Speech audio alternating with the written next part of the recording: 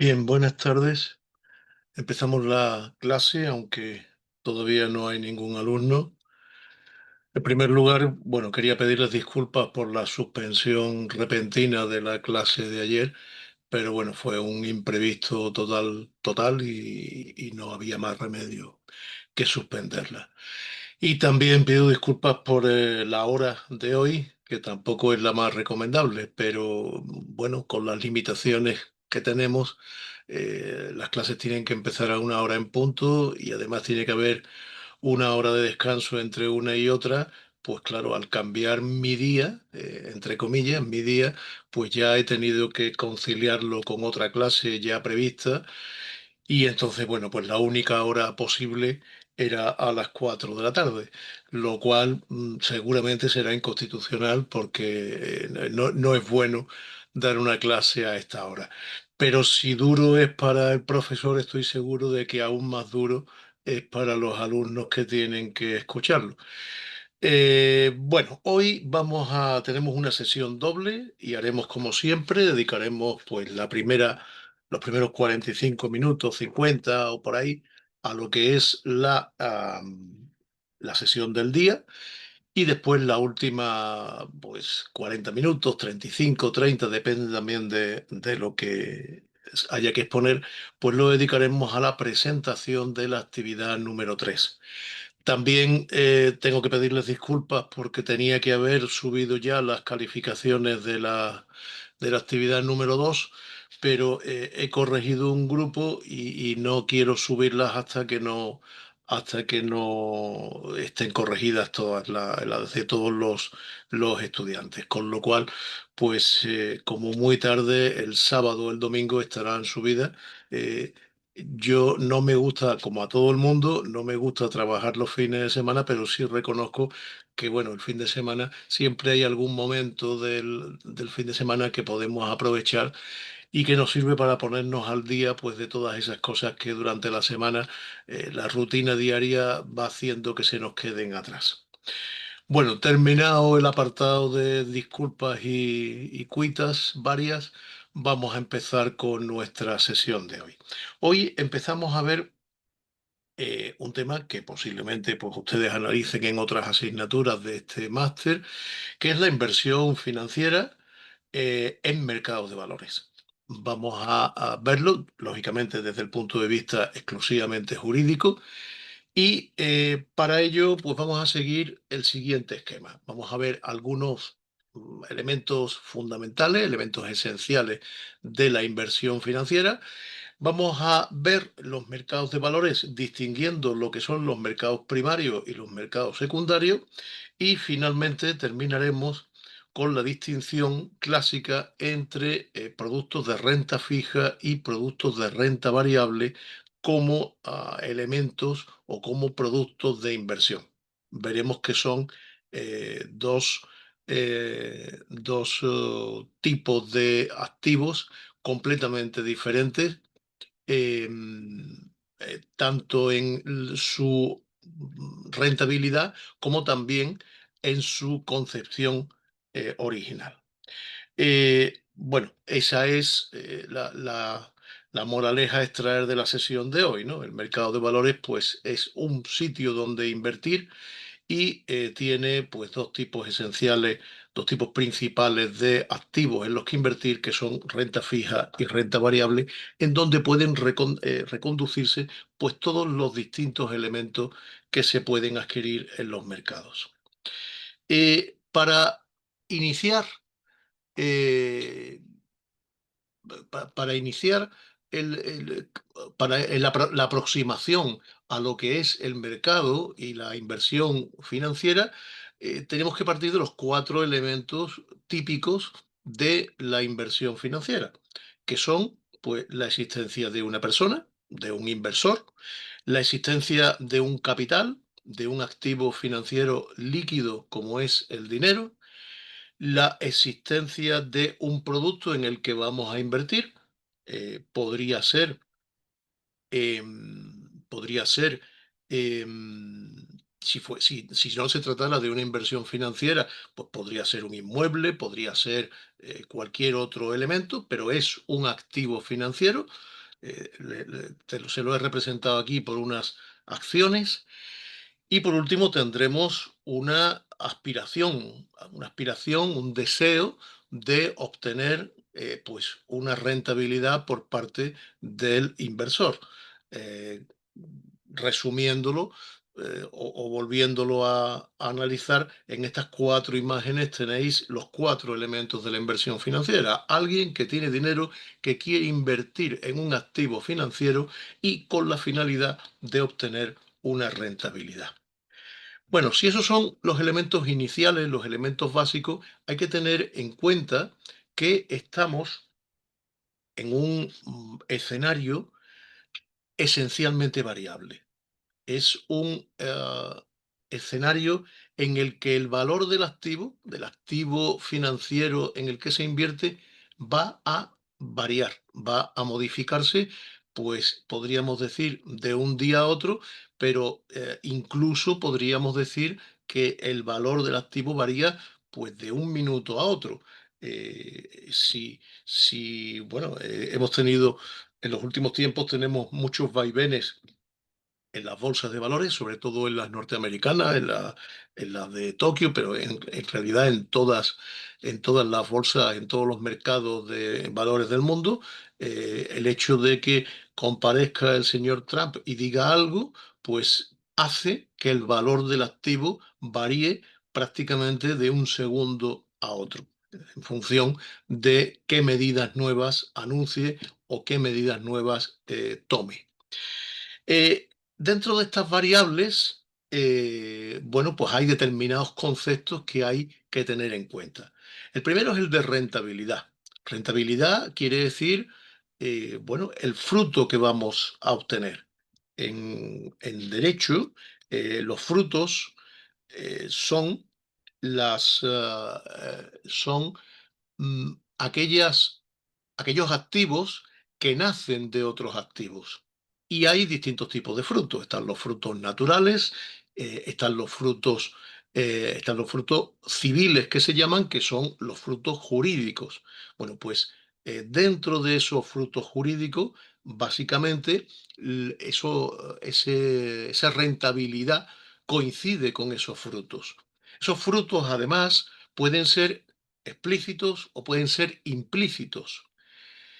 ¿Qué diferencia hay? Bueno, los explícitos son aquellos que se nacen del activo y así, o sea, nacen explícitamente de ellos.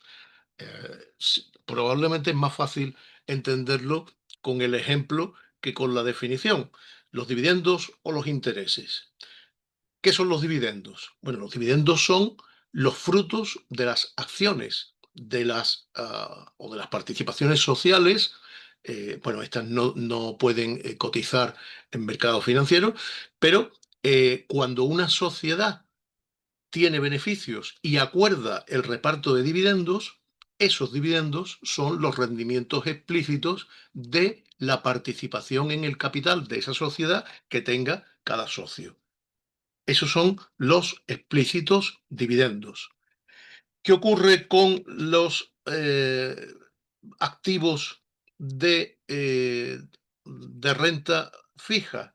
Bueno, los activos de renta fija, como veremos a continuación, no son más que préstamos que se obtienen del público, de los inversores, y que son retribuidos de una manera fija y de una manera en concepto de pago de intereses, porque en realidad no son más que un préstamo, un empréstito que hace el inversor al emisor del título. Bueno, pues los intereses de esos títulos de renta fija, al igual que los dividendos en el caso de la renta variable, son rendimientos explícitos, porque implican una decisión jurídica del emisor del título. El emisor del título acuerda repartir beneficios y, en concreto, hacerlo en forma de dividendos, o el emisor del título acuerda, no lo hace año a año, sino que lo hace en el momento inicial, acuerda el pago de intereses pues semestrales, mensuales, anuales o lo que sea. Frente a eso están los rendimientos implícitos. Los rendimientos implícitos son aquellos que se obtienen eh, a consecuencia del activo financiero, pero que no depende de una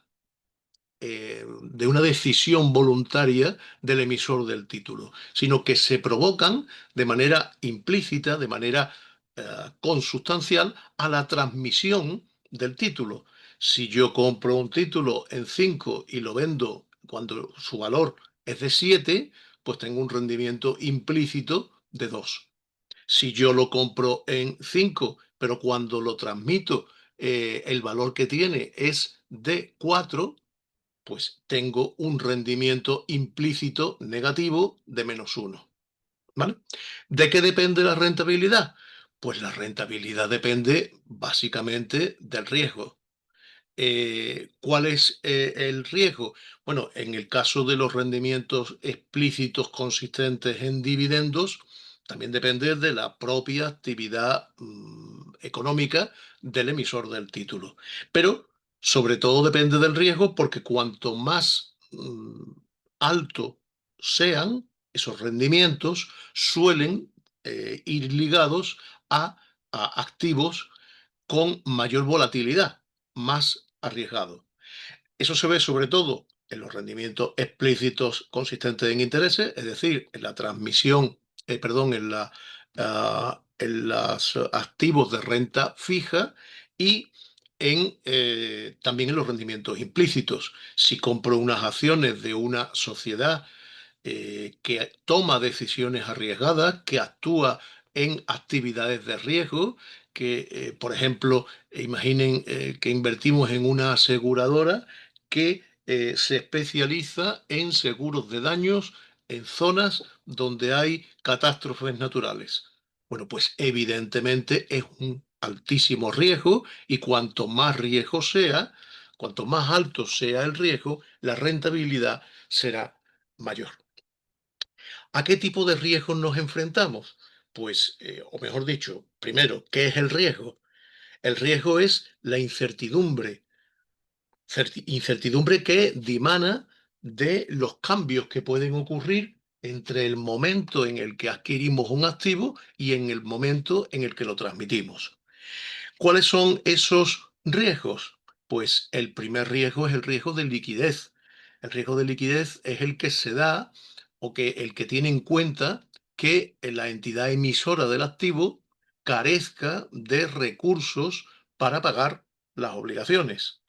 Imagínense ustedes que una sociedad tiene beneficios, decide repartir dividendos, pero no tiene recursos en ese momento para pagar. ¿Por qué? Pues porque todos sus recursos están en inmovilizados y no se pueden pagar los dividendos. O imaginen, posiblemente más frecuente, una entidad que emite títulos no de renta variable, no son acciones, sino de renta fija, ha emitido pagarés, ha emitido obligaciones, tiene que pagar los intereses y no tiene liquidez para pagar esos intereses. Ese es el riesgo de liquidez. ¿Cuál es el riesgo de mercado? El riesgo de mercado es el puramente derivado del precio. El riesgo de mercado es que si yo compro en 5 y cuando voy a vender, pues el valor del activo es de 3, soy víctima del riesgo de mercado. Ha habido una bajada del precio y ese es un riesgo que asumo. Asumo el riesgo de que por una decisión de el señor Trump en Estados Unidos, mis activos valgan menos. Ese es un riesgo de mercado. Hay un riesgo de cambio. El riesgo de cambio se da exclusivamente cuando hay intercambio de divisas. Si tengo acciones de una sociedad japonesa que reparte lógicamente su beneficio en yen japonés y hay que trasladar, hay que convertir esos yenes japoneses en euros, pues tendremos también un riesgo de cambio. Porque si sube o si baja la cotización de una moneda frente a otra, pues voy a tener una mayor o una menor rentabilidad del producto. Por último, existen otros riesgos. quizá de menos relevancia. Por ejemplo, el riesgo operativo. El riesgo operativo es el riesgo provocado por los simples errores de gestión. Eh, Imagínense ustedes que alguien que está grabando datos a mano, en vez de introducir un número, introduce un número distinto. Eso provoca un error y eso puede provocar pues que el activo valga más o valga menos. Ese es el riesgo operativo. Puede haber riesgos de tipos de interés, porque los tipos de interés fluctúan. Hoy el Banco Central Europeo ha bajado los tipos de interés hasta el 2%. Bueno, pues si la semana que viene, creo recordar que la actualización es una vez al mes, si el mes que viene tenemos la mala suerte de que lo sube y nosotros hemos financiado la compra de nuestro activo con un préstamo de tipo variable, pues esa variación, esa fluctuación del tipo de interés provocará una pérdida o un beneficio.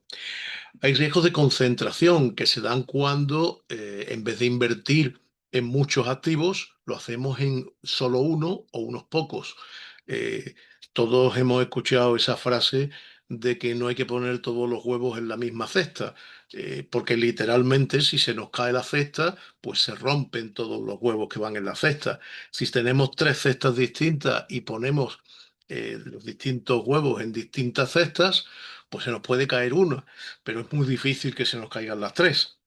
¿Vale? Ese es el error de perdón, el riesgo de concentración. Si nos lo jugamos todo al sector bancario, pues lógicamente tendremos un problema si el sector bancario cae. Si lo hacemos al sector energético, pues tendremos igualmente un problema. Si ya no solo nos ceñimos a un único sector, sino que además lo hacemos en una única compañía, en un único emisor de los activos, pues entonces el riesgo es infinito. Hay riesgos legales. Riesgos legales son pues bueno, los que provoca el cambio de regulación. Habrán leído ustedes en la prensa, o lo habrán quizá, sobre todo en la prensa económica especializada, que ayer o antes de ayer había salido un nuevo laudo arbitral en el que condenaba a España por una modificación de la retribución de la energía eléctrica. Eso trae causa de un cambio de regulación. Aquí lo que pasa es que el cambio se produjo sin salvar los derechos de los que ya habían adquirido unos determinados activos y que había un compromiso de mantenimiento de la rentabilidad durante un tiempo. Luego ahí en ese caso los cambios de regulación no le están afectando, aunque de hecho sí le han afectado hasta el punto de que ha obligado a un montón de inversores a litigar frente al Estado español que no asumía esos cambios, las consecuencias económicas de esos cambios de regulación. O por último, puede haber pues un riesgo estratégico. Eh, Suele haber pues, una emisión de títulos o una emisión de renta fija, de pagarés, suele ir ligada a una estrategia futura en el marco del negocio.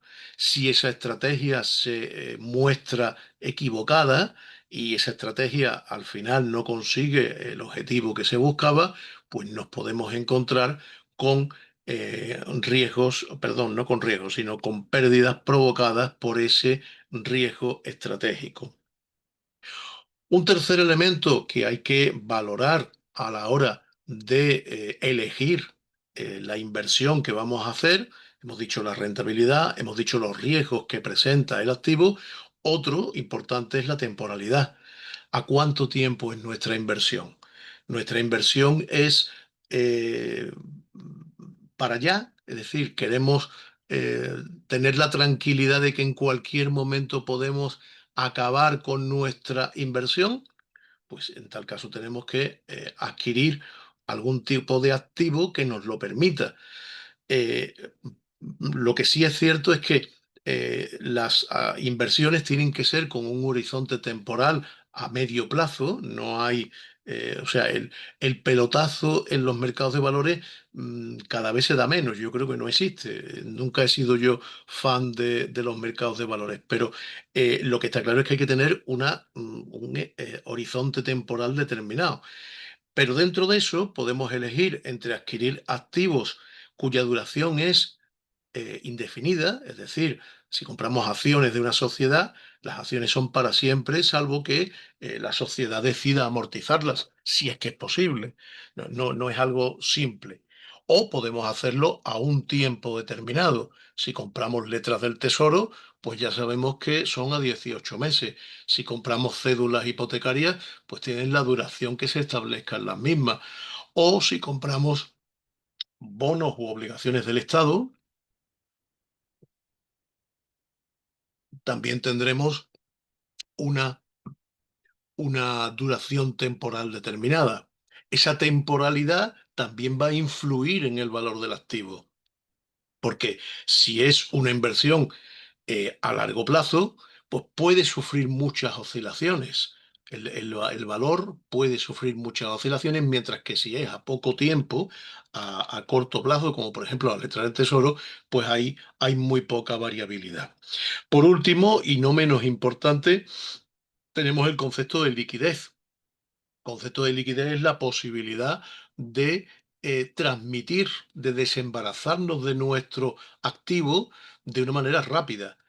Evidentemente, si compro acciones de Telefónica, pues serán mucho más líquidas que si compro acciones de Pepito Pérez SL, perdón, SA, porque si no, no cotizaría en mercados de valores.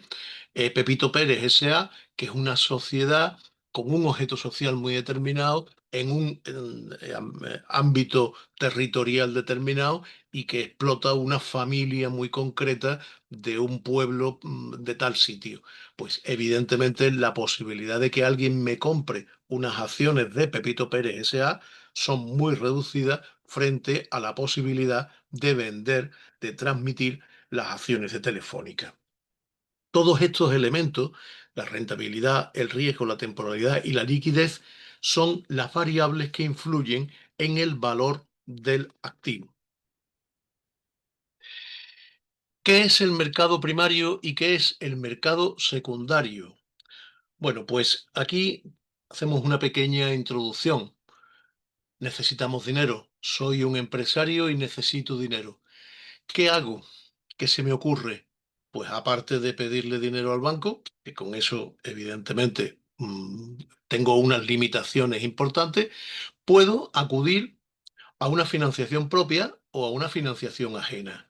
La financiación propia es pues la emisión de capital, es decir, cuando constituimos la sociedad, abro mi sociedad a cualquiera que quiera comprarlas, me asocio con cualquiera, o bien en una sociedad ya constituida, lo que hago es que amplío el capital y emito participaciones del capital de la sociedad. Esas son los activos de renta variable. Los activos de renta variable no es que el activo devengue una retribución variable. No, es que es variable todo. Es variable incluso que haya dividendo porque lo que estamos haciendo es participar en el capital de una sociedad. Somos accionistas de la sociedad y por tanto es posible que haya dividendo o que no lo haya y es posible que haya muchos dividendos o que haya pocos. Por eso son renta variable. Y estos son los que se emiten por la sociedad cuando se constituye o bien cuando se amplía capital.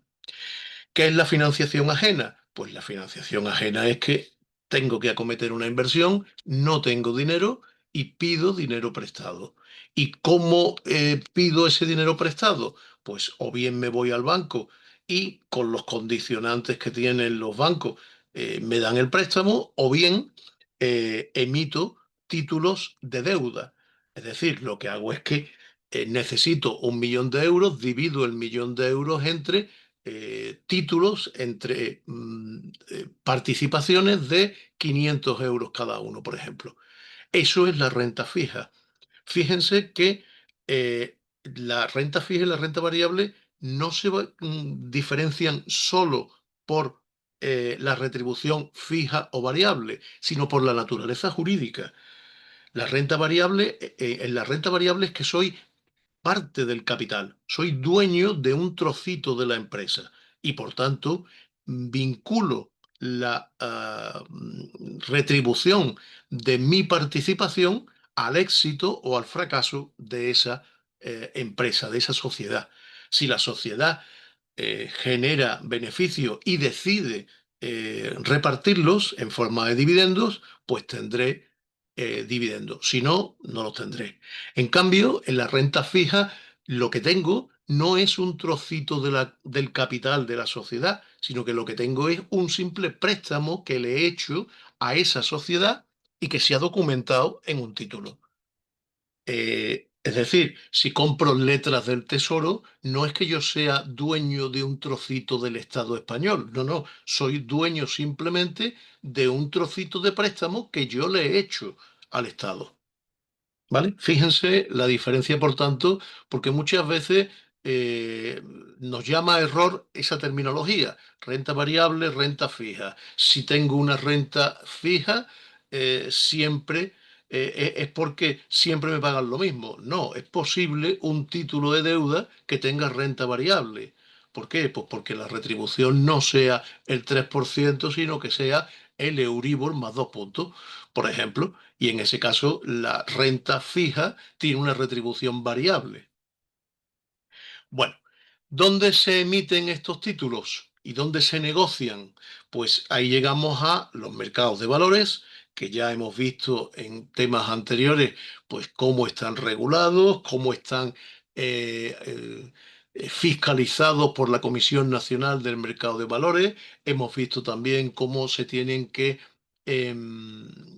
vender, cómo se tienen que comercializar los activos que allí se negocian y llegamos a saber o tenemos que saber qué tipos de mercados de valores hay. Pues hay dos tipos fundamentalmente. Hay un mercado primario y hay un mercado secundario. El mercado primario es el mercado donde se pone en circulación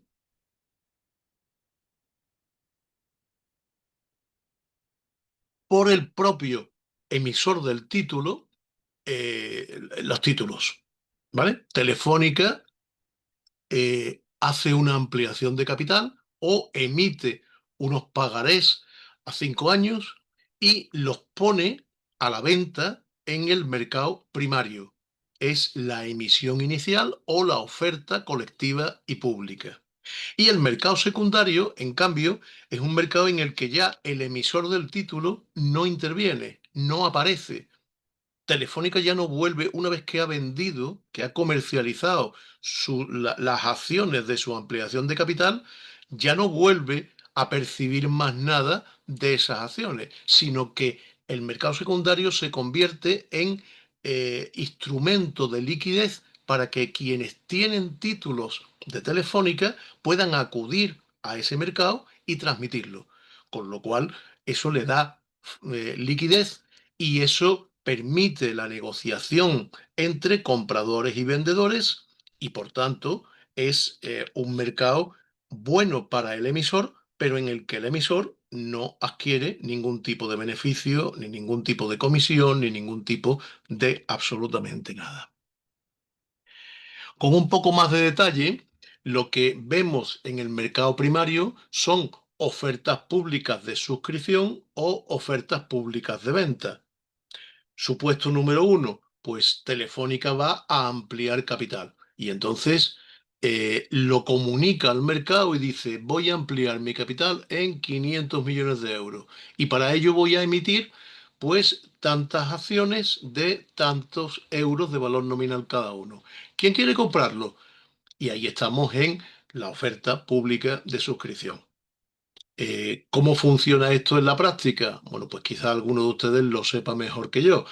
Simplemente los comercializadores de las empresas de servicios de inversión, los bancos o las agencias de valores, llaman a sus clientes y le dicen, oye, que va a salir una emisión de Telefónica que tiene muy buena pinta, Telefónica está en un momento estupendo y puedes invertir pues hasta un mínimo de tanto porque la acción más barata son 500 euros. ¿vale? Esa es la oferta pública de suscripción. Puede ocurrir que, y también sería mercado primario, el titular de las acciones es el que saca a la venta, el que saca a la negociación esas acciones. Por ejemplo, Telefónica hace una ampliación de capital de 500.000 euros, pero no le da tiempo de preparar un folleto de emisión, ahora veremos lo que es, y bueno, y sacarlo a la venta en el mercado. ¿Qué es lo que hace? Pues alguien, un socio de Telefónica o una sociedad instrumental, suscribe la totalidad de las acciones de la ampliación de capital. Y una vez suscrita y ya sin prisa, pues acude con posterioridad al mercado a vender esas acciones que acaba de suscribir. Y lo hace a través de una oferta pública de venta. ¿Vale? En estos dos supuestos, que son cuando es el emisor o un accionista del emisor, ponen en circulación este tipo de operaciones, tienen que hacerlo mediante lo que se llama el folleto de emisión. El folleto de emisión es un documento en el que, bueno, tiene una serie de requisitos, tiene una serie de controles y lo que se viene es a incorporar al mismo, pues, el plan de negocio de la compañía, las cuentas de la compañía para que los inversores puedan conocer qué es lo que están comprando y si vale o no vale, ¿vale? Si Telefónica emite 500 millones de euros en acciones, el que va a comprar algunas de esas acciones quiere saber cómo está Telefónica a día de hoy. Entonces hay que publicar, hay que incluir en ese folleto de emisión todas las condiciones económicas que permiten al inversor conocer si el valor vale o no vale. Ese es el mercado primario. El mercado secundario, pues ya lo hemos dicho antes, es simplemente el que permite que el titular de los activos ya emitidos por las empresas emisoras puedan transmitirlos y por tanto obtener liquidez y se define como se indica ahí en la diapositiva. Son mercados regulados. Recordad que aquí, lo dijimos el primer día, sector bancario, sector asegurador, están ampliamente regulados por, bueno, por el interés nacional que supone. Son sistemas multilaterales, eso quiere decir que no hay, em, no hay únicamente un comprador y un vendedor, sino que hay multitud de inversores que ponen a la venta sus títulos y multitud de inversores que adquieren títulos en ese momento. Dice que permiten reunir los intereses de compra y venta sobre instrumentos financieros para dar lugar a contratos con respecto a los instrumentos financieros admitidos a negociación. Fijaros la diferencia, aquí son instrumentos financieros ya admitidos a negociación, autorizados y regularmente en funcionamiento, conforme a la ley del mercado de valores y, en todo caso, con sujeción a las condiciones de acceso, admisión a negociación, procedimientos operativos, información y publicidad establecidos en la normativa vigente. Eso quiere decir que, por ejemplo, condiciones de acceso, pues solo cotizan en mercados de valores acciones, no participaciones, con lo cual las sociedades limitadas no pueden participar en mercados regulados. Tienen que admitirse a negociación. No cualquier acción se emite a negociación, sino que tiene que tener, pues, un determinado volumen, un determinado nivel de transmisibilidad de las mismas, etcétera. Tiene que haber procedimientos, o mejor dicho, se hace a través de los procedimientos establecidos en la ley. La ley del mercado de valores establece, por ejemplo, que no podemos acceder libremente los ciudadanos al mercado a comprar y vender acciones, sino que tenemos que hacerlo a través de una empresa de servicios de inversión, que normalmente es una sociedad de valores, una agencia de valores o una entidad financiera. ¿Vale?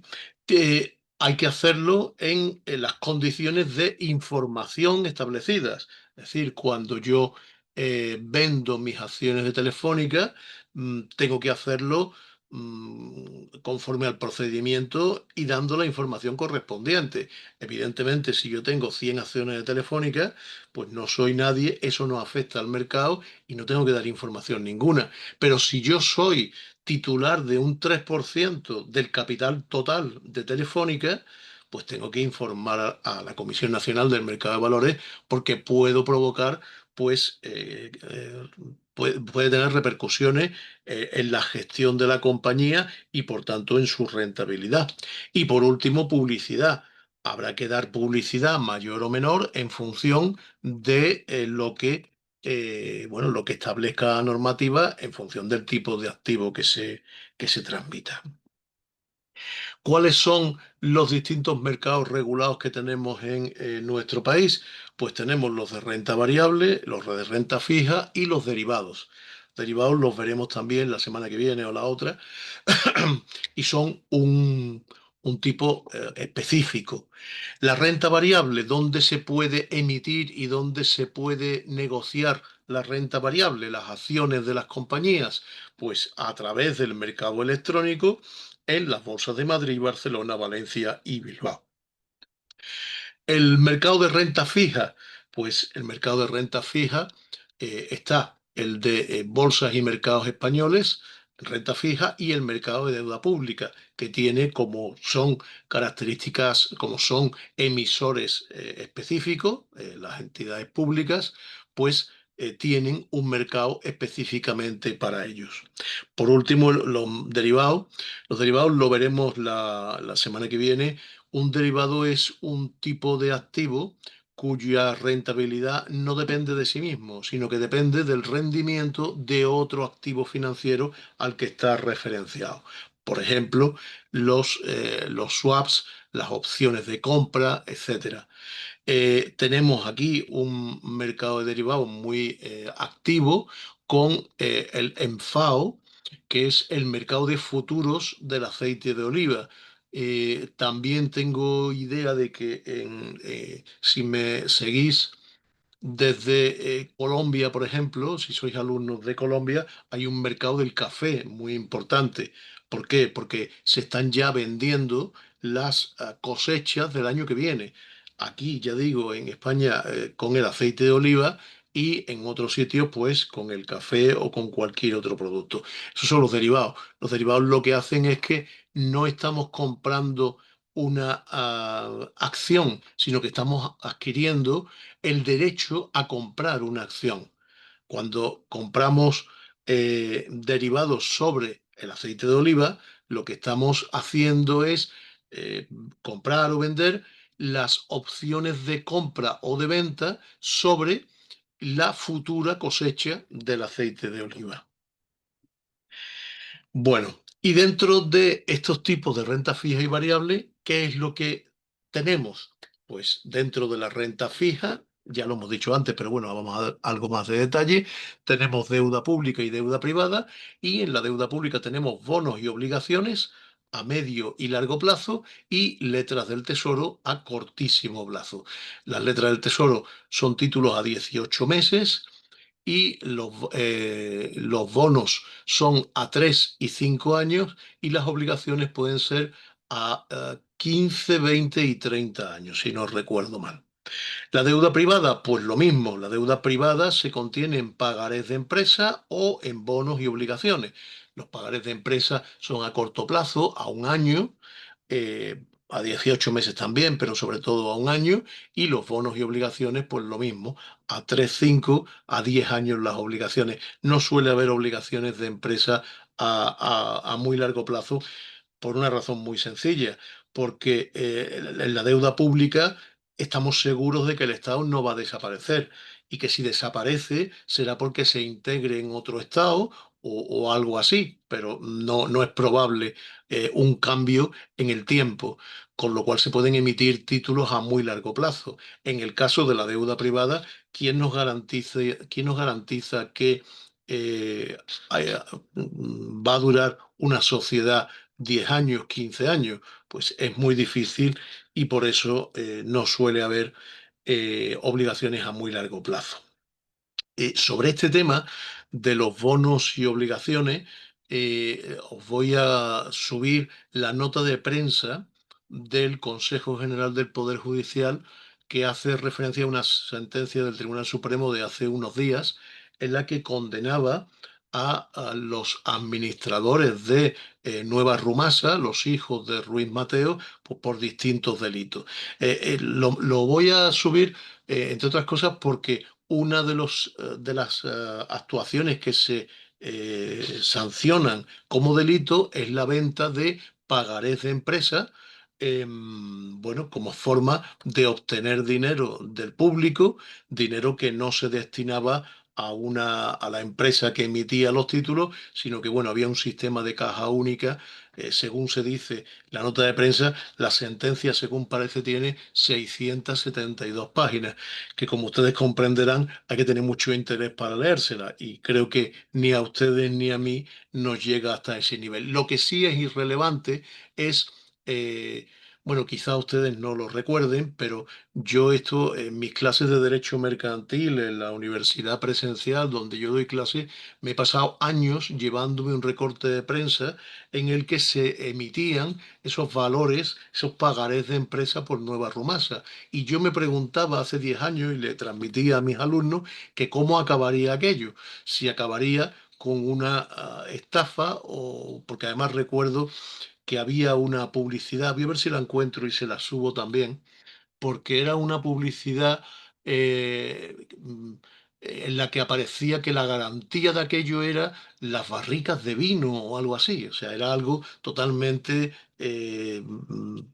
no sé ni cómo calificarlo, aquello era esperpéntico, y a pesar de ello, pues hubo un montón de inversores particulares que pagaron por aquellos pagarés, pues invirtieron en aquellos pagarés durante un par de años, y bueno, y ese es el origen de esa querella que acaba finalmente con la condena. Les decía que por eso los pagarés de empresa, perdón, las obligaciones, los bonos y obligaciones de empresa no suelen ser a muy largo plazo, porque claro, la fiabilidad que da, que va a continuar en el tiempo, pues es más reducida. En cuanto a los tipos de renta variable, son las acciones. Las acciones aparece ahí en el esquema, que pueden ser ordinarias u otras. Esas otras acciones, pues hay todo tipo de acciones. Hay muchas modalidades. Lo que sí es verdad es que básicamente, y por lo que a nosotros nos interesa, las acciones son o bien ordinarias o bien privilegiadas. Y el privilegio consiste en una retribución adicional. ¿Por qué? Bueno, pues por distintos motivos. Primero porque se quieren, porque llevan prima, o porque no dan derecho de voto, que es una de los tipos de acciones regulados en la ley de sociedades de capital, las acciones sin voto. Las acciones sin voto están pensadas para aquella persona que no tiene interés en la gestión de la sociedad y su único interés es conseguir beneficios. Y entonces le dan los dividendos ordinarios como al resto de accionistas, pero además le dan un rendimiento privilegiado, un dividendo especial, por carecer de voto. Bueno, otros valores que se pueden encontrar en mercados, pues los fondos de inversión. Los fondos de inversión son, bueno, imagínense ustedes que yo me entretengo, estoy jubilado, no hago nada, estoy muy bien informado de cómo van las compañías, y entonces invierto, una cartera, tengo una cartera que yo gestiono. ¿Vale? Yo invierto aquí, desinvierto allí, pero imagínense que yo pues no tengo tiempo, no tengo información, no tengo acceso a la información, y quiero invertir en bolsa, en mercados financieros, pero no tengo capacidad para ello. ¿Qué es lo que hago? Invierto en un fondo de inversión. El fondo de inversión es un cúmulo, un patrimonio sin personalidad jurídica, que se constituye con las aportaciones de un montón de gente que, como yo, no quiere pensar, no quiere estudiar la mejor inversión, y confía en una gestión profesionalizada. Bueno, pues se puede invertir en participaciones en fondos de inversión. Y esos fondos de inversión, pues ustedes lo conocen seguramente mejor que yo si están operando en el sector, pues hay distintos fondos con distintas políticas, más arriesgadas, menos arriesgadas, a más largo plazo, etcétera, y es una forma de invertir para quien no tiene conocimiento suficiente ni tiempo para dedicarle a gestionarlo. El resto de productos son productos complejos, están los productos híbridos. Productos híbridos son, por ejemplo, las participaciones preferentes, que ya no, creo que ya no se emiten, que ya se eliminaron la posibilidad de emitirlas. O las obligaciones subordinadas. No, creo recordar que eran las obligaciones subordinadas las que se han eliminado como posibilidad de emitirlas. Estos son productos híbridos porque implican una participación en el capital de la sociedad a efectos de fondos propios, pero en cambio no suponen una verdadera participación en el capital. Se daba fundamentalmente en las cajas de ahorro. Como no tenían accionistas, nadie podía participar en el capital, emitían estos productos porque eran híbridos. La ley los contemplaba como híbridos, le daba la posibilidad de computar como recursos propios y parte del éxito y al mismo tiempo eh, fracaso de esos productos fue esa consideración legal. Esa consideración legal hizo que para conseguir bueno, subsistir en los mercados internacionales, como no podían contar con recursos propios y estos computaban como tales, pues lo que hicieron fue convertir el ahorro de sus clientes que estaba en plazo fijo en cuentas, los convirtieron en inversiones en estos productos, con la mala suerte de que cuando estos productos, las entidades emisoras dejaron de poder atender sus pagos, pues no se podían reclamar porque eran parte del capital de la misma. Y eso pues provocó la crisis de las eh, preferentes y de las obligaciones subordinadas. Los derivados ya hemos dicho lo que es. El derivado es un activo cuya valoración no depende de él, sino de los rendimientos de otro activo. Imagínense ustedes acciones de Telefónica, perdón, opciones de compra sobre acciones de Telefónica. Yo compro hoy una opción de compra de Telefónica dentro de 6 meses, a tal precio.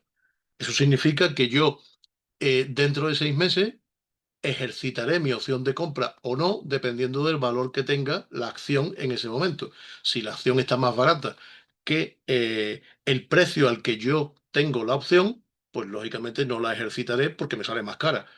Mientras que haré lo contrario en caso de que esté más cara. Esos son los derivados. Y en cuanto a los estructurados, son productos específicos diseñados para determinados inversores en los que la retribución de un determinado producto depende de los resultados de una estructura determinada, por eso se llaman estructurados, de distintas sociedades. Imagínense ustedes, les pongo un ejemplo muy simple.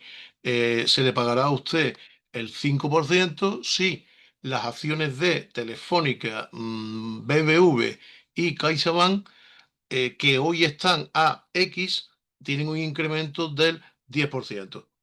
¿Vale? Si se dan esas circunstancias, pues en ese caso la retribución que usted tiene es tal. Si tiene un rendimiento negativo esas acciones, pues usted no va a percibir nada y además su título valdrá menos y por tanto podrá resultar perjudicado. Son productos complejos con las limitaciones que veíamos el otro día en cuanto a su comercialización a inversores minoristas y, bueno, y es un producto pues bastante más complejo. Eh, algunos conceptos en materia de renta fija, pues el precio de emisión y el precio de reembolso.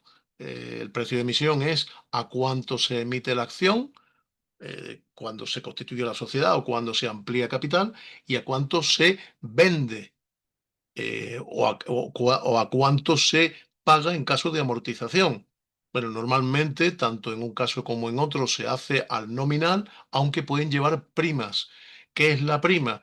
Pues la prima es un coste adicional que tiene por el hecho de, bueno, sobre todo se da en las ampliaciones de capital, en la que si yo entrara en la sociedad al momento inicial, el valor nominal es de 10 euros la acción. Pero si yo me espero un año y voy a la ampliación de capital porque ya he visto que la sociedad tiene futuro y tiene buenos resultados, pues justo es que ese menor riesgo que yo asumo se me cobre.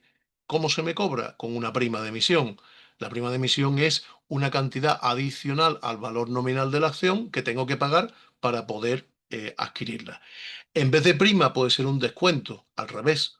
Puede ser que la acción sea de 10 euros, vale la acción 10 euros el nominal, pero yo no voy a pagar 10, voy a pagar 9.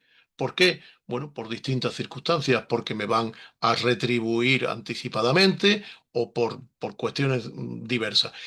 Piensen que todo esto son conceptos generales que estamos hablando y que en cada momento cada sociedad puede decidir actuar de una u otra manera en función de las circunstancias que concurran. ¿Qué son los cupones? Los cupones son el pago de dividendos y se llaman cupones porque en las acciones venían ese tipo de cupones. Les subiré después una acción.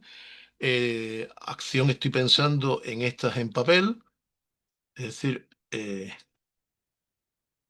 esta acción que tienen ustedes aquí de la compañía no sé qué, bueno, pues muchas veces esas acciones llevaba como pequeños tickets adheridos a los laterales que eran los cupones y eran los cupones en los que se pagaban trimestralmente los dividendos. Bueno, pues esos cupones, hay distintos tipos de cupones.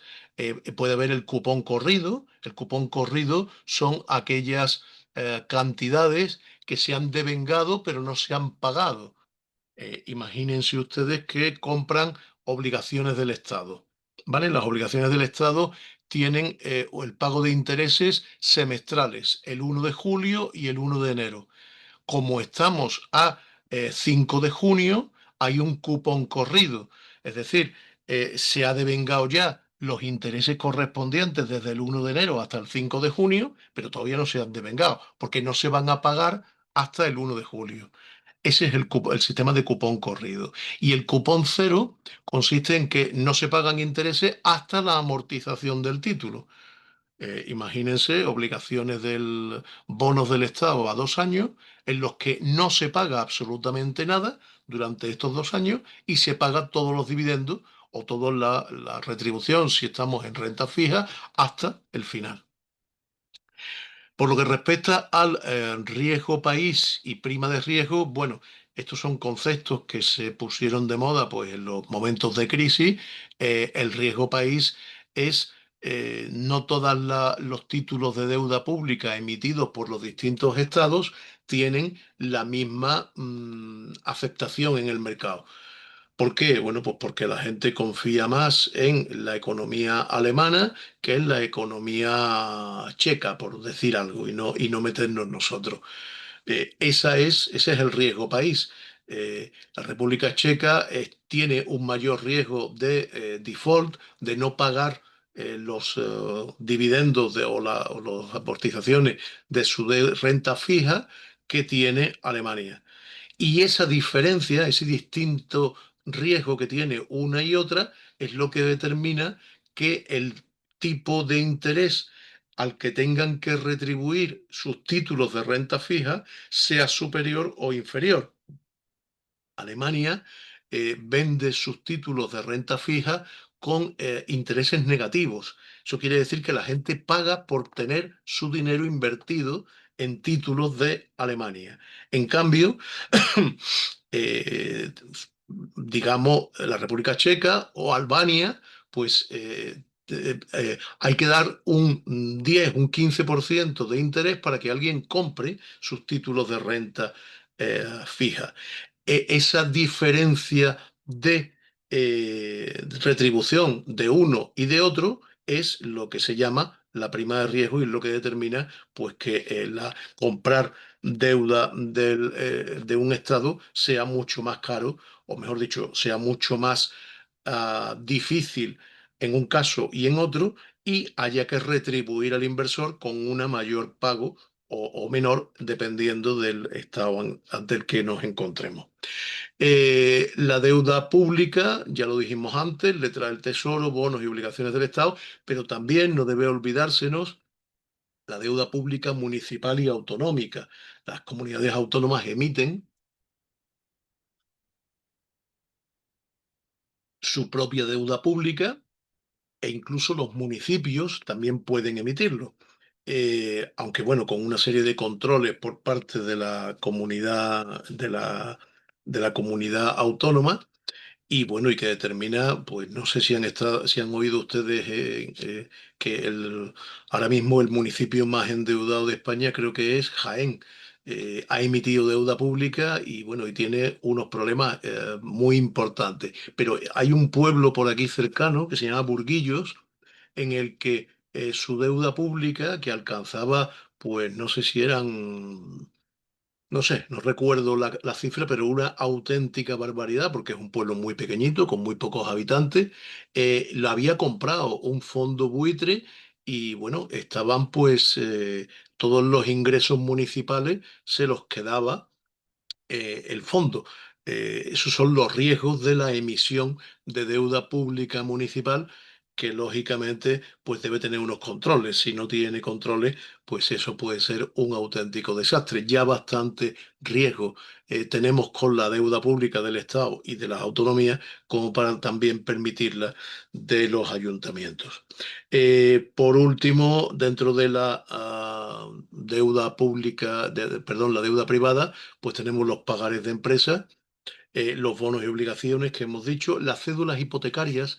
Cédulas hipotecarias son títulos emitidos por las entidades financieras y que están garantizados con los préstamos hipotecarios que tienen ellos concedidos a su vez a particulares. Los bonos de titulización son pues la titulización consiste en emitir, agrupar una serie de préstamos en un fondo sin personalidad jurídica, que se retribuye, o sea, los intereses de esos préstamos retribuyen a los accionistas, a los dueños de ese fondo. Los títulos que amparan esa titularidad son los bonos de titulización. Los inversores compran bonos de titulización y la retribución que obtienen es la que proviene de esos préstamos agrupados que están aportados a ese fondo. La titulización, también les digo que ha creado muchísimos problemas porque en esos fondos, bueno, pues se mete deuda de todo tipo, se mete deuda hipotecaria, se mete deuda personal, pero también se meten pues descubiertos en cuentas, se meten deuda de tarjeta, etcétera, y eso todo pues tiene un altísimo índice de impago. Por último, los bonos y obligaciones canjeables son unas obligaciones, es decir, este es un título que inicialmente es renta fija, pero que se convertirá en renta variable. Telefónica emite obligaciones o bonos a 3 años. Pero eso, cuando lleguen los 3 años, en vez de devolver el importe del bono, que es lo que procedería en un bono normal, lo que hace es que se convierte en acciones nuevas de Telefónica a un determinado tipo de interés, perdón, a un determinado valor nominal ya fijado y preestablecido.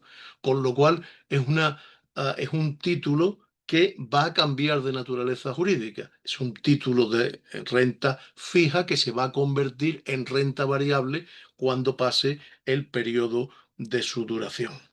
Bueno, con esto hemos terminado nuestra lección.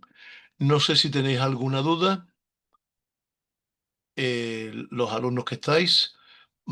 Si no, pues vamos a hacer una pequeña pausa y en un par de minutos volvemos para ver, para presentar la actividad número 3.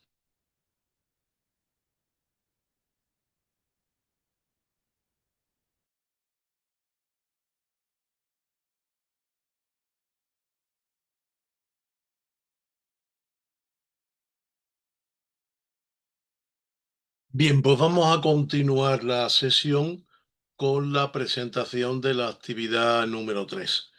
La actividad número 3 es una actividad que tiene que ver con el tema de prevención del blanqueo de capitales, que estuvimos viendo pues también en días pasados, y que pretende, tenéis abundante documentación en los temas colgados, accesibles en la web. Lo que pretende es recalcar esas diferencias entre paraísos fiscales y jurisdicciones de alto riesgo en materia de blanqueo. Como veis, como decíamos el otro día, la terminología no es muy uniforme, alto riesgo, con deficiencias estratégicas, en fin, son distintas terminologías las que se utilizan, pero todas hacen referencia pues a la misma distinción, ¿no? El paraíso fiscal es un país, un estado que no solo tiene unas condiciones tributarias muy favorables para el extranjero, sino que además, pues, bueno, sus entidades financieras no cooperan con las entidades financieras de los países de origen de los inversores allí, y por tanto no tenemos acceso a sus datos. El paraíso fiscal, más que nada, es una especie de estado competidor. En vez de pagar mi nacional, en vez de pagarme a mi estado A los impuestos, se los paga a otro estado distinto, que le cobra menos y encima no me dice cuánto gana, con lo cual no puedo perseguirlo. Ese es el paraíso fiscal. Por eso, como decíamos el otro día cuando exponíamos el tema, en nuestro país el paraíso fiscal se equipara, o mejor dicho, un Estado deja de ser considerado paraíso fiscal cuando firma un tratado internacional, un tratado bilateral con España por el que se compromete a compartir información financiera.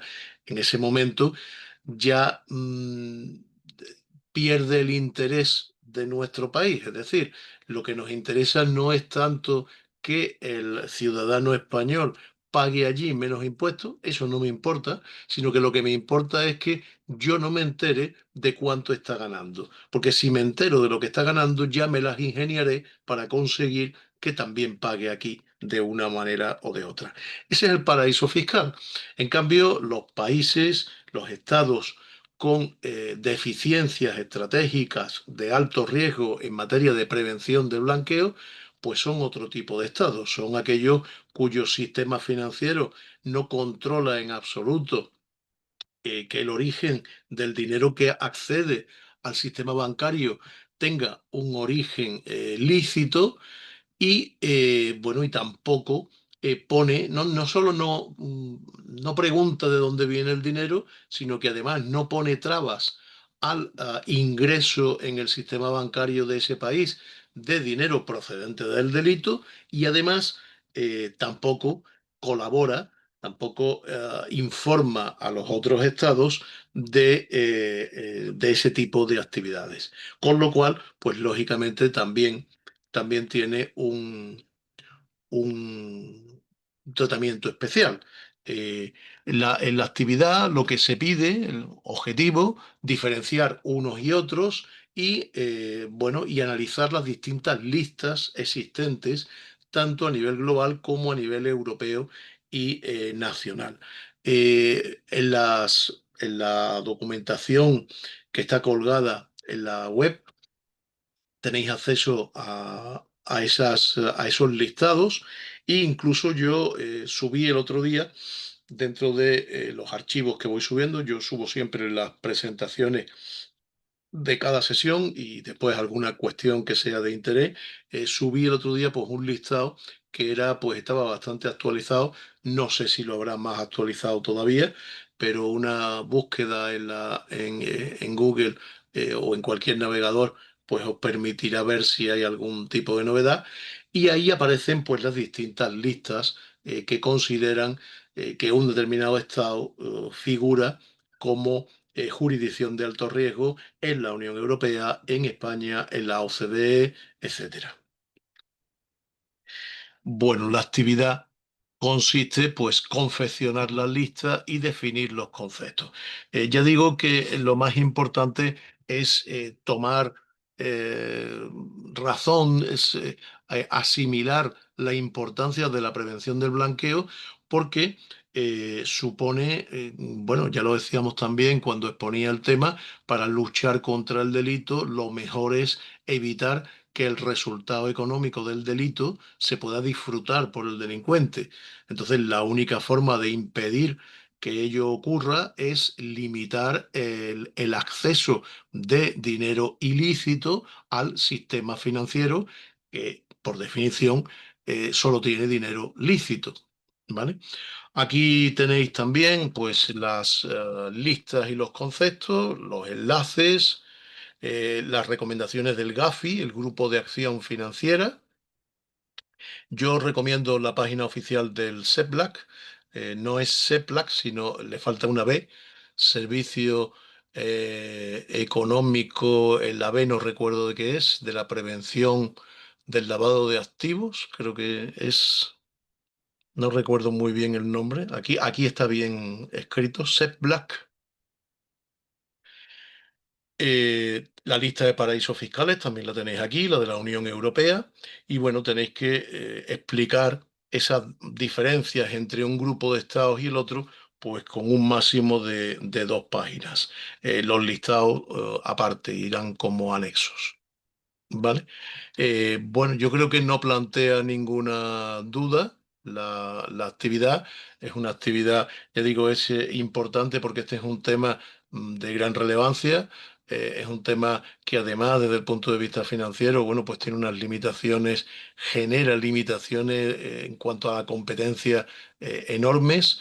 Eh, creo que ya les indiqué, les conté un día que mi hijo compró una plaza de garaje por 3.000 euros y como era un fondo de inversión sometido a la normativa de prevención del blanqueo, pues tuvo que aportar una documentación tremenda, con lo cual estoy seguro de que esto al final acabará distorsionando los precios, porque entre comprarle a alguien y tener que aportar una serie de documentación tremenda o comprarle a alguien que no tiene esas obligaciones y a las que lo único que hace falta es ir a la notaría y pagar, pues probablemente al final se acabe yendo a esas otras, esos otros sujetos no obligados al cumplimiento de estas obligaciones. Y eso puede suponer una discriminación en los precios. Esta gente tendrán que, estos fondos de inversión tendrán que reducir precios para competir con alguien que no exige tanta burocracia y tanta aportación de documentación para simplemente adquirir, pues, una plaza de garaje de 3.000 euros. Yo creo que no sé si tendréis alguna pregunta. La cuestión es simple, los plazos los tenéis por ahí y esta vez me comprometo a publicar las notas mucho antes de lo que me ha pasado con las otras 2 actividades, que por una cosa o por otra, pues siempre se me ha ido el plazo y lo he hecho fuera del momento en que tenía que hacerlo. En esta semana, ya lo he dicho al principio de la clase, pero como os habéis incorporado después y ya no vais a escuchar el principio, pues ya decía al principio de la sesión que no me había dado tiempo. Tengo una parte corregida, algunos grupos de una de los distintas tipos, de los distintos ciudades de donde se conectan los distintos equipos. Tenía una corregida, la otra no, y entonces no he querido subirlas todas hasta que no estén todas corregidas. Seguramente, como muy tarde, aprovechar el fin de semana para ponerme al día de todas estas cosas que no, que se me van quedando atrás. ¿De acuerdo? No sé si tenéis alguna pregunta.